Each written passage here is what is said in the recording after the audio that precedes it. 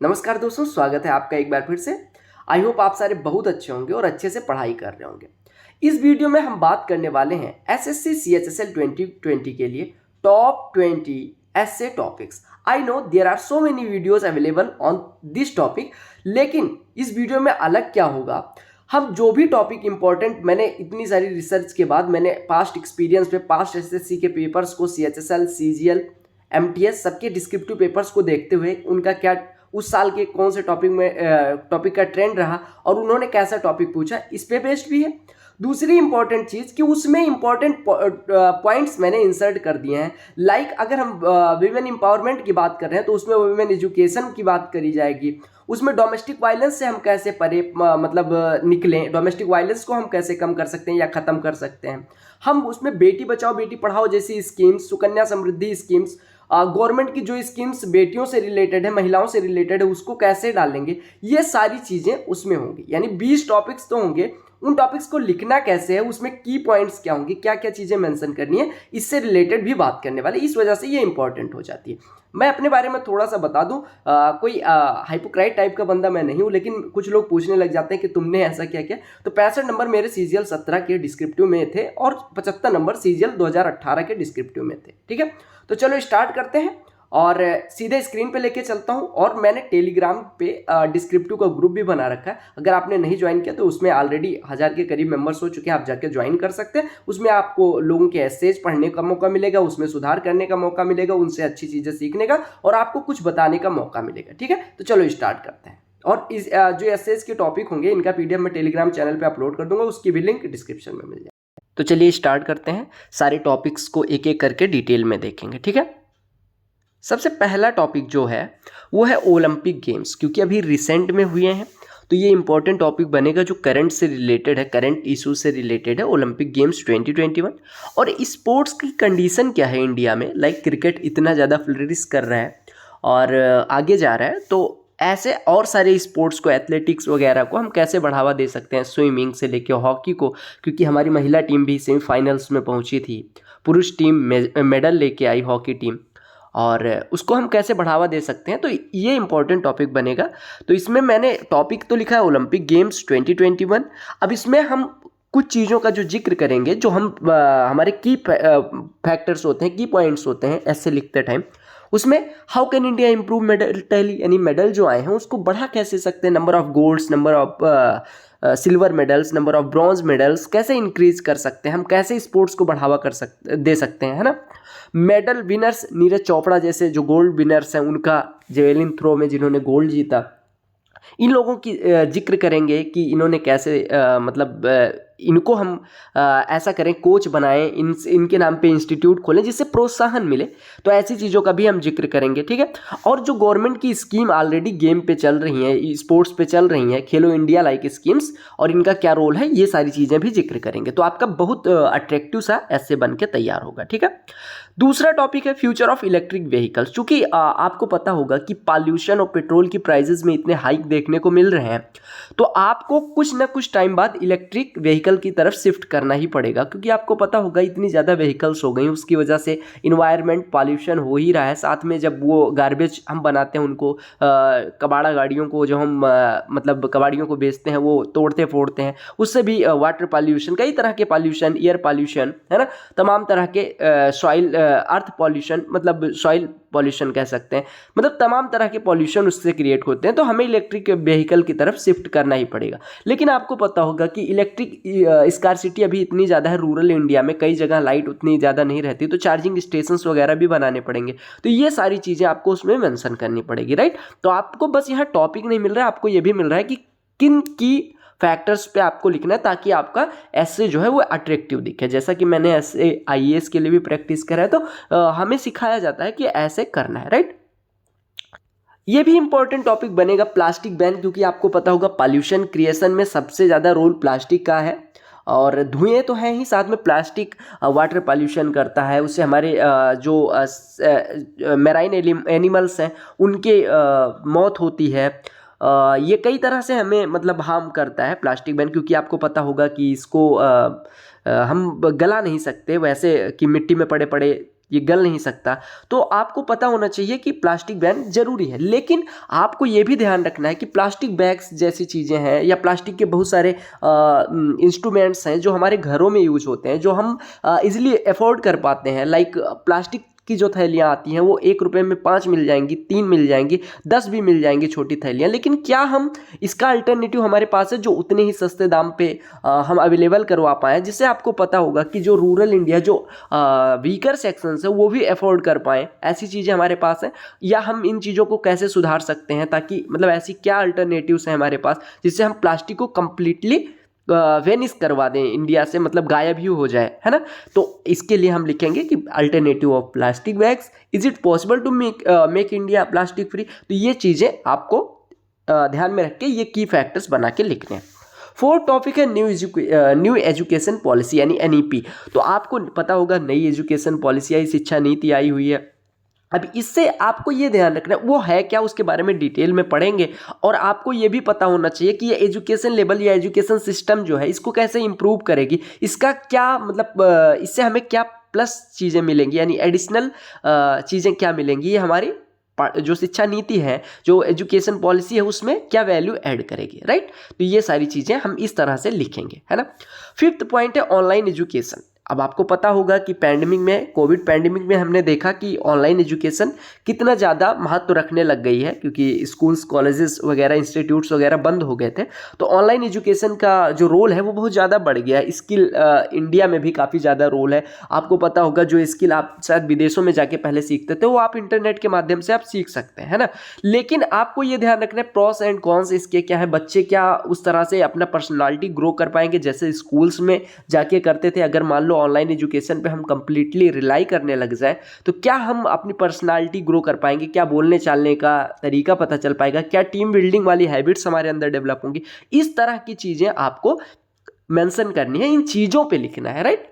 और इसका फ्यूचर क्या होगा इंडिया में और वर्ल्ड में ऑनलाइन एजुकेशन, क्या ये हमारी जो ऑफलाइन एजुकेशन सिस्टम अभी तक रही है, आदिकाल से अभी तक चलती आई, गुरुकुल से लेके अभी तक जो चल रही व्यवस्था है, क्या इसको रिप्लेस कर सकती है कभी, और या रिप्लेस करेगी तो क्या अच्छा होगा या बुरा होगा, ये सारी चीज़ें मेंशन करनी है, राइट। वीडियो थोड़ी लंबी हो सकती है लेकिन आई होप आपके लिए काफ़ी ज़्यादा हेल्पफुल हो। आपको यहाँ से काफ़ी चीज़ें, मेरा जो पर्सनल एक्सपीरियंस है, मैंने जो UPSC के लिए भी पढ़ा है, ऐसे राइटिंग और आंसर राइटिंग, वो अपना एक्सपीरियंस भी शेयर कर रहा हूँ ताकि आपके लिए में भी ये वैल्यू ऐड कर पाए, ठीक है। पॉल्यूशन, अब पॉल्यूशन में हम केवल पॉल्यूशन नहीं पढ़ेंगे, सभी टाइप के पॉल्यूशन, अब water pollution, air pollution, environment pollution, मतलब जितने तरह के पॉल्यूशन हो सकते हैं वो सारी तरह के पॉल्यूशन को हम मिक्स करके पढ़ेंगे, ताकि हम जैसे किसी पे भी पॉल्यूशन, वाटर पॉल्यूशन आ जाए, वाटर स्कार्सिटी आ जाए तो हम लिख पाएँ उस पर, राइट। और आपको पॉल्यूशन को एक मतलब ऐसा टॉपिक, कॉमन टॉपिक मान के पढ़ना है। पॉल्यूशन को हम कैसे कंट्रोल कर सकते हैं, हमें डील कैसे करना है, हमारी फ्यूचर जनरेशन्स पे क्या इसका असर पड़ेगा, या अगर हम ऐसे जैसे हम पॉल्यूशन की तरफ हम ध्यान नहीं दे रहे हैं, अगर ऐसे और नहीं ध्यान दिया तो क्या होगा, इससे रिलेटेड गवर्नमेंट्स के क्या स्टेप्स हैं, हम गवर्नमेंट को क्या सजेस्ट कर सकते हैं, ये सारी चीज़ें आप मेंशन करेंगे, ठीक है। और 250 वर्ड्स के अंदर आपको लिखना है, तो ये भी चीज़ें ध्यान रखनी है, आपको अट्रैक्टिव भी लिखना है और फर्जी चीज़ें भी नहीं लिखनी है, ठीक है। सेवंथ अगर टॉपिक की बात करें तो वो न्यू इंडिया। न्यू इंडिया ऐसे कोई टॉपिक नहीं होगा, न्यू इंडिया पूछ ले, वो ऐसे पूछ सकते हैं Atmanirbhar Bharat, digital India, make in India, इन सारी चीज़ों पे पूछ सकते हैं। तो न्यू इंडिया बेसिकली हम जो गवर्नमेंट की स्कीम्स हैं जिसमें हम स्किल्ड इंडिया बनाने की कोशिश कर रहे हैं, डेवलप्ड इंडिया, डेवलपिंग से डेवलप्ड इकोनॉमी की तरफ हम बढ़ रहे हैं, तो उसमें इन चीज़ों का कितना रोल है, कैसे हम उसको जो हमारी कमियां हैं उसको कैसे दूर कर सकते हैं, इन सारी योजनाओं की मदद से हम गवर्नमेंट को कैसे हेल्प कर सकते हैं, और गवर्नमेंट की क्या क्या पॉलिसीज़ हैं जिसमें लूप होल्स क्या क्या हैं, ये सारी चीज़ों पे हम बात करेंगे, राइट। अगला देखिए वुमेन एम्पावरमेंट। मैं वुमेन पढ़ता हूँ, वुमेन कुछ लोग पढ़ते हैं, अपना सबका प्रोनाउंसिएशन है ना। तो वुमेन एम्पावरमेंट, अब देखो वुमेन एम्पावरमेंट को हम ऐसे सीधे वुमेन एम्पावरमेंट सारे पढ़ के जाएंगे, लेकिन हम इसको जो ईव टीजिंग है, हमारी सोसाइटी की क्या रिस्पॉन्सिबिलिटी है, सोसाइटी की जो मेंटेलिटी है उसको हम कैसे चेंज कर सकते हैं, ईव टीजिंग से रिलेटेड हम बच्चियों को किस तरह की बच्चियों पर बंदिशें लगाते हैं, इन सारी चीज़ों को जिक्र करते हुए लिखेंगे।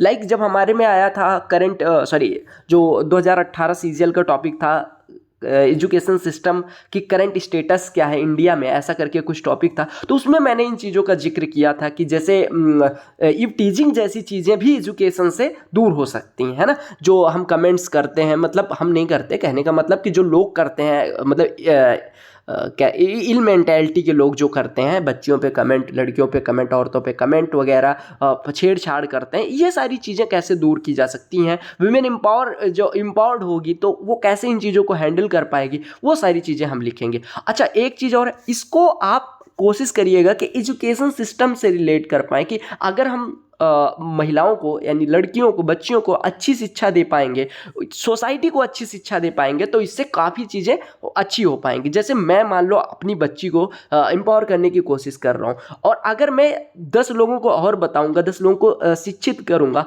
तो उससे 10 लोग अपनी अपनी बच्चियों को एम्पावर कर पाएंगे। कहने का मतलब ये है, हम सोसाइटी को किस तरह से एजुकेशन प्रोवाइड करें, किस तरह की एजुकेशन प्रोवाइड करें, ताकि वो वुमेन एम्पावरमेंट की तरफ जागरूक हो, राइट। तो ऐसी चीजें मेंशन करके चलेंगे। पॉइंट नंबर 9 यानी टॉपिक नंबर 9 है डिजास्टर्स एंड कैलेमिटीज, यानी कि जो डिजास्टर्स होती हैं या ऐसी आपदाएं आती हैं, लाइक कोविड-19 वायरस जो आया हुआ था, फ्लड आ जाती है, लैंडस्लाइड्स होते हैं, क्लाउड बर्स्ट होता है, लाइक बादलों का फटना एटसेट्रा। इन चीज़ों को जिक्र करते हुए, जैसे कहीं पे बाढ़ आ जाती है, इन चीज़ों को कैसे हैंडल करना है, गवर्नमेंट हमारी कैसे डिजास्टर मैनेज करती है, डिजास्टर मैनेजमेंट का काम, जो मैनेजमेंट टीम होती है उसका काम क्या होता है, उसमें कौन कौन आता है, ये सारी चीज़ें डिटेल में आप पढ़ लीजिएगा। फिर उसको 250 वर्ड्स में, अगर आपके पास कंटेंट अच्छा होगा और आप इन पॉइंट्स को जिक्र करते हुए लिखेंगे, तो नो डाउट आपको नंबर अच्छे मिलने वाले हैं। औसत से अच्छा नंबर लेने के लिए आपको इस तरह से लिखना पड़ेगा, ठीक है। 10वां टॉपिक यानी कि 10th most important topic of this video is condition of farmers in India. यानी कि अब देखो, इसमें आपको दो चीजें जिक्र करनी है। इंडियन फार्मर्स की कंडीशन क्या है। अब इसमें देखो, आपको ने पढ़ा होगा कि फार्मर्स सुसाइड बहुत ज़्यादा कर ले रहे हैं, लोन वगैरह, MSP जैसे आया, किसानों को जो KCC किसान क्रेडिट कार्ड में जो दिया जाता है, ट्रैक्टर का जो लोन दिया जाता है, इसको कैसे गवर्नमेंट और किसानों की और कैसे हेल्प कर सकते हैं। इरिगेशन, पहले जैसे आपको पता होगा इरिगेशन टैक्स लगता था मुगलों के ज़माने में, वो सब चीज़ें जैसे ख़त्म हुई, तो अब गवर्नमेंट क्या ऐसा कर सकते हैं जिससे किसानों को अपनी खेती करने में मदद मिले। और आपको पता होगा कि सबसे ज़्यादा जो हमारी एम्प्लॉयमेंट है वो हमें एग्रीकल्चर सेक्टर प्रोवाइड करता है इंडिया में, तो उसका रोल बहुत ज़्यादा अहम है। और आपको पता है इतनी ज़्यादा जनसंख्या है, तो उसमें एग्रीकल्चर सेक्टर का क्या रोल रहता है, तो उसको हमें एम्पावर करना ही पड़ेगा। तो ये फार्मर्स बिल से रिलेट करेंगे, फार्मर बिल में क्या गवर्नमेंट ने अच्छी चीज़ करी है, क्या चीज़ें सुधारी जा सकती हैं, ऐसे लिखेंगे, ठीक है। तो हमें सजेशंस देनी है, ऐसे नहीं क्रिटिसाइज नहीं करना किसी चीज़ को, हम सजेशंस दें, क्योंकि आप जा रहे हो गवर्नमेंट का पार्ट बनने, तो आप गवर्नमेंट को क्रिटिसाइज ना करके गवर्नमेंट की जो चीज़ें हैं उसमें सुधार क्या किया जा सकता है, ये चीज़ें बताएंगे, राइट। अच्छा, मैंने एक चीज़ बताई भी होगी शुरू में, और फिर बता रहा हूँ कि हमारा डिस्क्रिप्टिव प्रिपरेशन का ग्रुप बना दिया है मैंने, जिसमें आप डिस्क्रिप्टिव प्रिपरेशन कर सकते हैं अपने दोस्तों के साथ, अपने दोस्तों तक शेयर भी करें, और लिंक डिस्क्रिप्शन में दे दी जाएगी डिस्क्रिप्टिव ग्रुप की। और अगर आपको लिंक से नहीं मिलता तो आप @ लगा के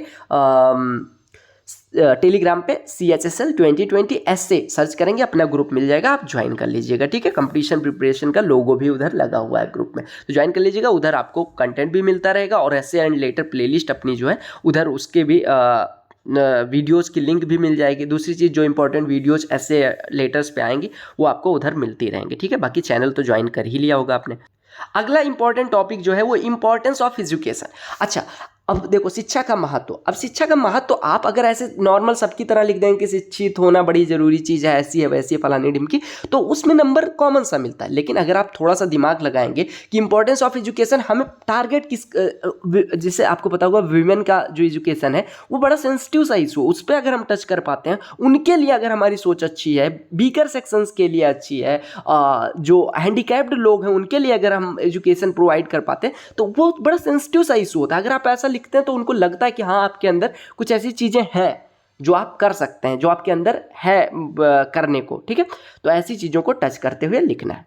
12th टॉपिक है इम्पैक्ट ऑफ सोशल मीडिया। अब इसमें सोशल मीडिया का जो इम्पैक्ट है हमारी सोसाइटी पे, इसमें हम कई चीज़ें जोड़ सकते हैं, जैसे कि फेक न्यूज़ेस वगैरह होती हैं जो स्प्रेड हो जाती हैं, ठीक है, वायरल हो जाती हैं।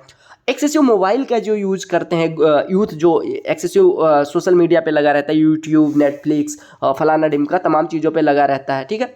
अच्छा, ये अब हम उसमें डाल सकते हैं, ऑनलाइन एजुकेशन के कॉन्स में डाल सकते हैं ये चीज़ें कि एक्सेसिव मोबाइल यूज हो जाता है और उसी के नाम पे बच्चे गेम खेलते रहते हैं, पेरेंट्स को भी फूल करते हैं, ऐसा कुछ आप डाल सकते हैं, ठीक है।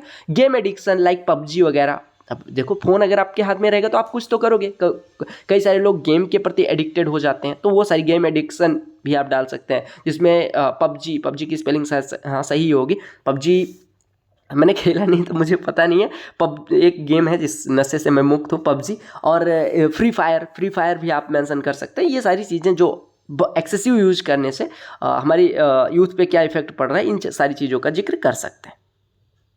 13 टॉपिक जो है वो है population, a big problem of nation. Population आपको पता होगा, कहा जाता है कि रूट ऑफ ऑल प्रॉब्लम्स है, सारी तरह की समस्याओं का जड़ यही है।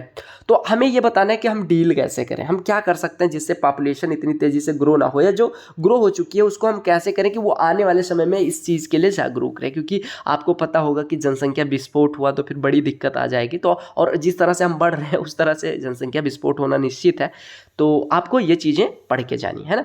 14 वाटर स्कार्सिटी। अब इसको आप वाटर पॉल्यूशन जब अच्छे से पढ़ेंगे तो वाटर स्कार्सिटी की भी समस्या समझ आएगी आपको, ठीक है। और रीजंस क्या है वाटर स्कार्सिटी के, और आपको पता है लिमिटेड सोर्स है वाटर का भी, तो हम इसका मिसयूज कैसे कर रहे हैं, हम कैसे इसको सही कर सकते हैं, हम क्या कर सकते हैं जिससे हेल्प हो जाए। लाइक हम फ्लश वगैरह जो करते हैं उसमें कितना पानी वेस्ट होता है, हम नहाते टाइम टैप वगैरह ऑन करे रहते हैं, हम हाथ धो रहे होते हैं, ब्रश कर रहे होते हैं, टैप वगैरह ऑन करते हैं, भूल जाते हैं। तो ये सारी चीज़ें जो छोटी छोटी चीज़ें जो आपके एससी को वैल्यू ऐड करेंगे, राइट।